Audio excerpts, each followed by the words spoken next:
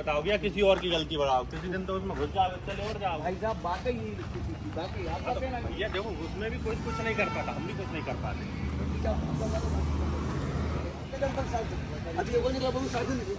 तो भैया नमस्कार, एक और नई वीडियो में स्वागत है। और आज बात करेंगे एक विशेष टॉपिक के ऊपर।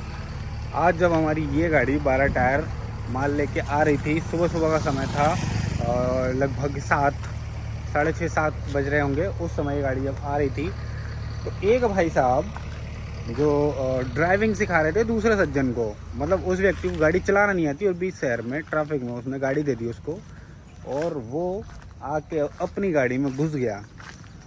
अल्टो गाड़ी थी उसके पास, आगे से वो चप्पल हो गई है। मेरे पास क्लिप है जो मैं लेके आया हूँ, वो मैं आपको दिखाऊंगा, ठीक है।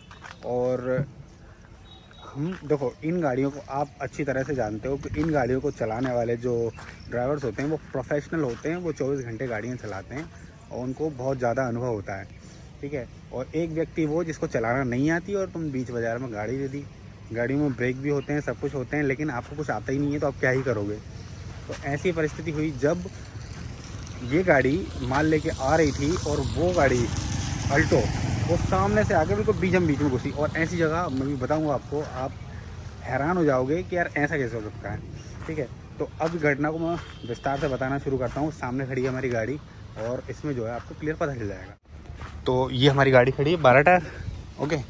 तो हुआ यूँ, ये गाड़ी ऐसी कैसी सीधी जा रही थी, ओके। ये ऑटो को निकल जान देते हैं। तो जैसे कि वो उस रास्ते पे एक रास्ता जैसे जुड़ा हुआ है, मतलब यहाँ से ऐसा एक रास्ता जुड़ा हुआ है और गाड़ी जा रही थी। गाड़ी की रफ्तार जीपीएस पे चेक किया मैंने, 20 से 30 की रफ्तार थी, ठीक है। अब लोडेड गाड़ी रहती आराम से ही चलती है। और उस समय वो भाई साहब आके, ये समझ रहे हो आप, पहला एक्सल, दूसरा, तीसरा, चौथा, वो बंदा आके यहाँ घुसा, बिल्कुल एग्जैक्टली यहाँ। और ये निशान भी आ गए हैं, ये वाइट कलर के, ठीक है। और थोड़े से टैंक भी अपना डैमेज हो गया है, ये देखो, ये तो काफ़ी डैमेज हो गया। वो आके सीधा घुसा, ठीक है। और गाड़ी से रगड़ा के गाड़ी उसकी ऐसी हो गई इस तरफ। और जैसे ये खंबा है, वो पास में ही खंबा था यहाँ पे, और वो गाड़ी जाके खंबे में घुस गई और आगे उसका बोनट वोनट मतलब डेंट हो गया। और यहाँ से तो थोड़ा बहुत ही हुआ था गाड़ी में से। अब जो बंदा चला रहा था उसको ठीक से चलाना आती नहीं थी। बगल में जो बंदा सिखा रहा था उसने हैंड ब्रेक खींच दिया तो वो लोग बच गए, नहीं तो गाड़ी के अंदर चले जाते। और यहाँ पे थोड़ा बहुत डैमेज होने के बाद गाड़ी जो है आगे बढ़ गई और उसको धक्का मार के इधर कर दिया और जाके ऐसे वो साइड में जो पोल था उसमें जाके फंस गई, ठीक है। और इतना ही मामला था। और वो लोग दोष दे रहे हैं हमारी गाड़ी वाले को कि तुम्हारा ड्राइवर सही नहीं चला रहा था। सही क्या होता है भाई और गलत क्या होता है आप खुद समझ सकते हो। एक बंदा वो जिसके पास लाइसेंस नहीं है, चलाना नहीं आता है, और वो दोष दे रहा है एक प्रोफेशनल हैवी ड्राइवर जो लाइसेंस होता है उसके धारक को कि तुम्हारे बंदे को चलाना नहीं आ रहा है। तो सुबह सुबह हम पहुँचे, उसको अच्छे से हमने उस चीज़ को समझाया, भाई तुमको कंप्लेंट करना है कंप्लेंट कर दो, जो करना है कर लो, हमारी गलती थी ही नहीं। और गाड़ी एक अपनी संयम के साथ चल रही थी, प्रॉपर स्पीड में चल रही थी, ना तो ओवर स्पीड थी ना कुछ थी, और शहर के बीच में थी।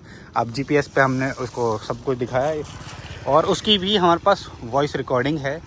जब आसिफ को भेजा था वहाँ पे तो बातचीत हुई और उसमें उसने उस चीज़ को कबूला कि हाँ गलती हमारी थी, लेकिन बोल रहा है हमको हर जाना चाहिए। भाई क्लेम कर दो, इंश्योरेंस क्लेम कर दो, नई गाड़ी तुम्हारी, हम क्यों नहीं। हमारा टैंक और फूट गया, अगर ये लीकेज हो जाता तो 1.5-2 लाख का आता ये टैंक, ठीक है।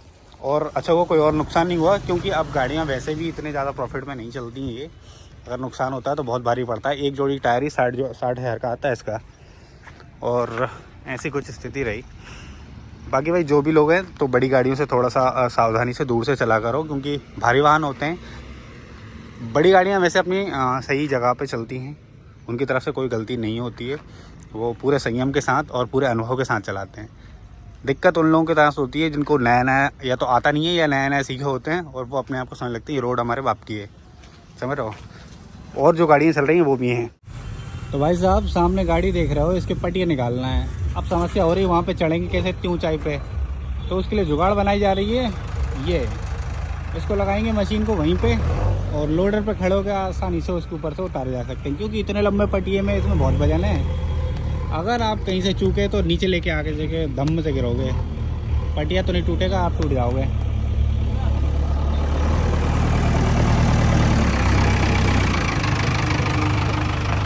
ये समझे जुगाड़ सीढ़ी, बस खड़े हो जाओ अब इसके ऊपर।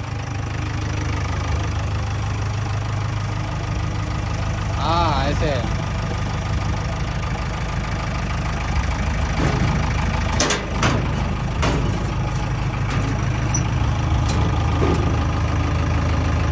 क्या हुआ, फंस रहा है क्या? निकल गया निकल गया निकल गया, बढ़िया बढ़िया। अरे यहीं पे रख दो, लोडर पे आराम से उतार लो। भाई इस लेवल की जुगाड़ देखिए क्या, देखो पट्टियों को खोलने के लिए जेसीबी का इस्तेमाल।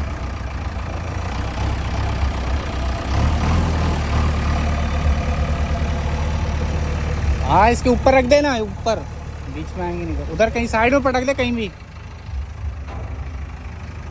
तो गाड़ी की ऊंचाई ज़्यादा भरने के लिए हम पटिया खोल रहे हैं, इसलिए जुगाड़ चल रही है।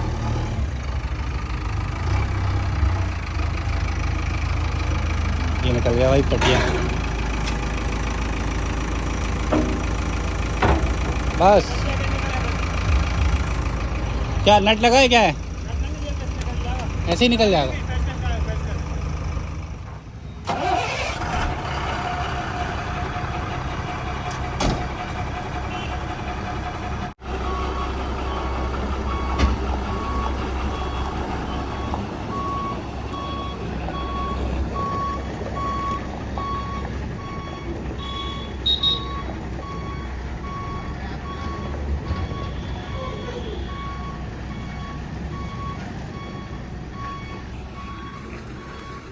तो भाई 10 टायर ये जा रही है और ये खड़ी है हमारी 12 टायर। और अभी तक जो हमने बात की, कल मैंने बताया आपको इसमें कैसे एक गाड़ी घुसी और उसका तो कुछ खास नुकसान नहीं हुआ, हमारा बहुत ज़्यादा हो गया नुकसान।